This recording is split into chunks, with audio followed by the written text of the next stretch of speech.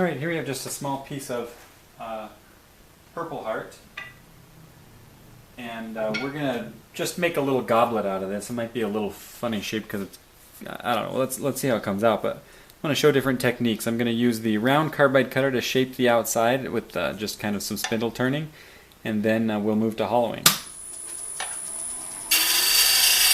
I already roughed this out using the square cutter the same way that we saw before.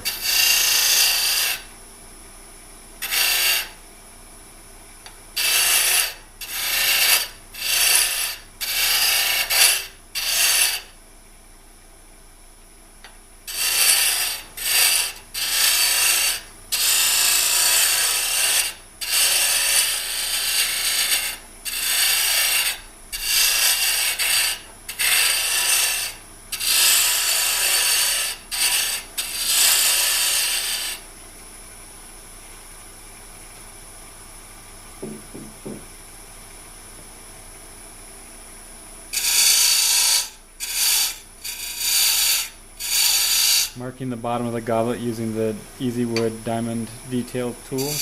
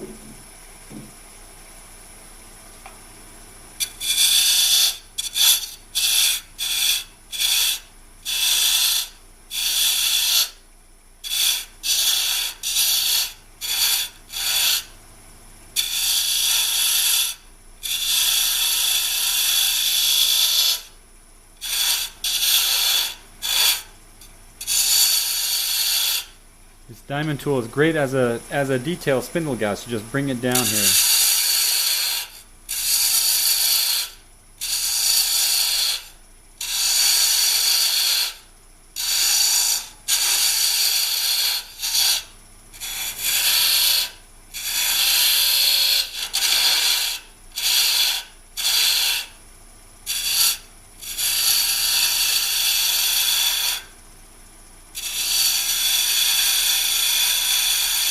Okay, before we go down anymore, let's do some hollowing.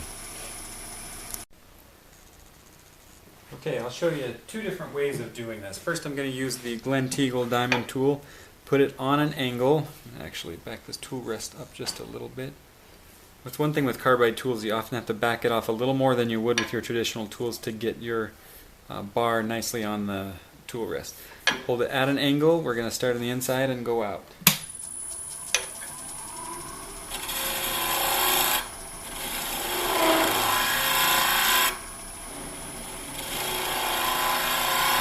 One way to do it would be to drill a depth hole right in the middle, but if you don't want to drill a depth hole, you can always just lift your handle up a little bit, get this just under center, and it will start the cut for you.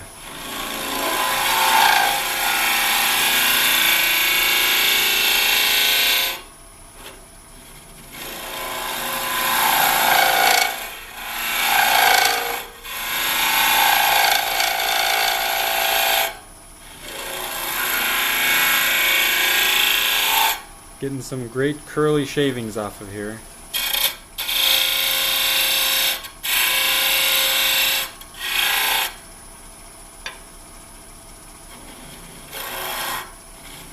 Remember, this is end-grained hollowing.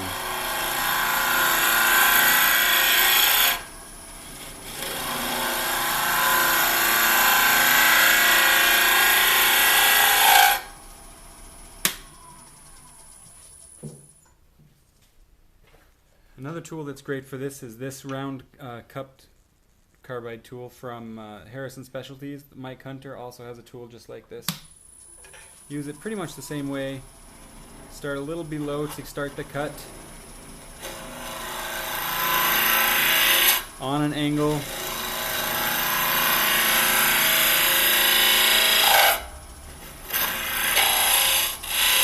When you get to the edge and you want to move into, you want to get up the side of the bowl, obviously you're not going to be able to quite get in there into this goblet with that cutting edge. Use it as a scraper on the side. Use it, hold it diagonal, get to the edge, and then just drag it right up the side to continue on the edge of the goblet if you're too deep to be able to really get around, maneuver in there.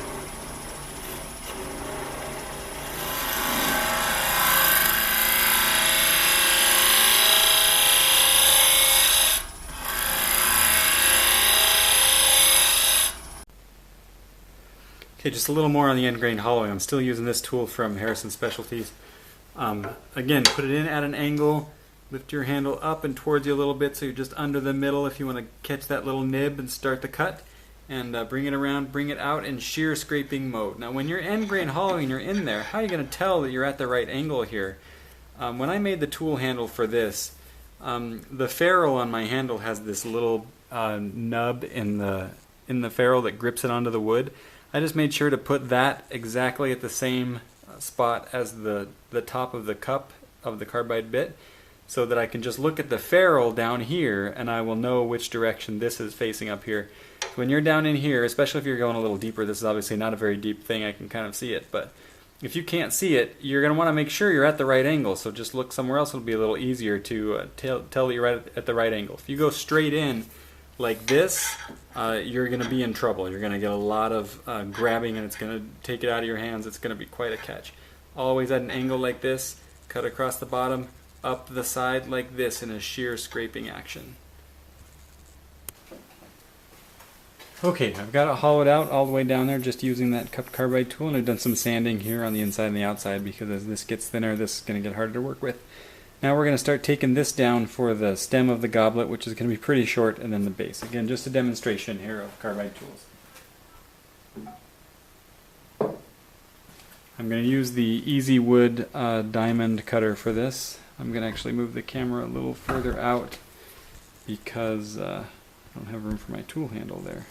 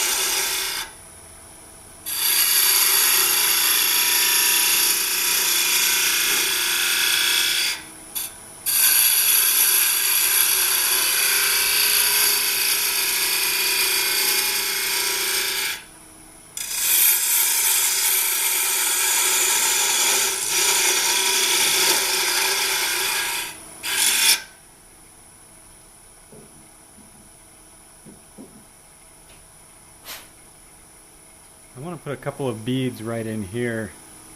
Let's see if I'll be able to have you watch here.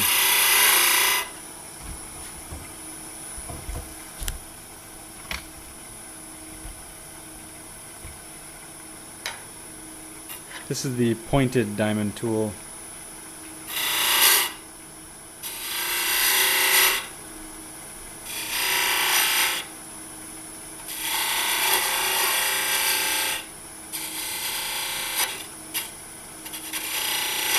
Not quite getting the angle that I need with the camera here.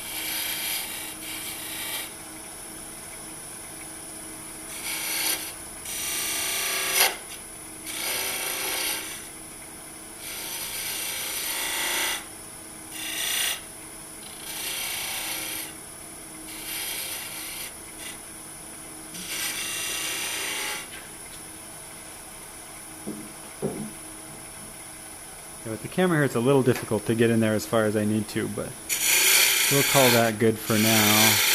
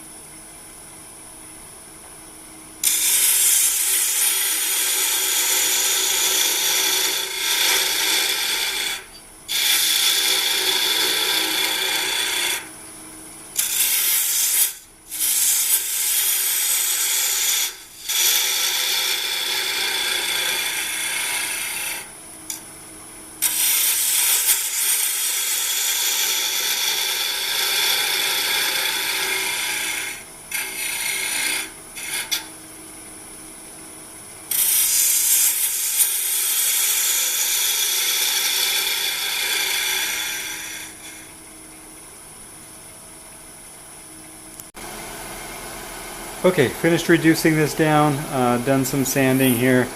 I didn't bother to show you that because that's not really what this video is about. Now we're just going to part this off.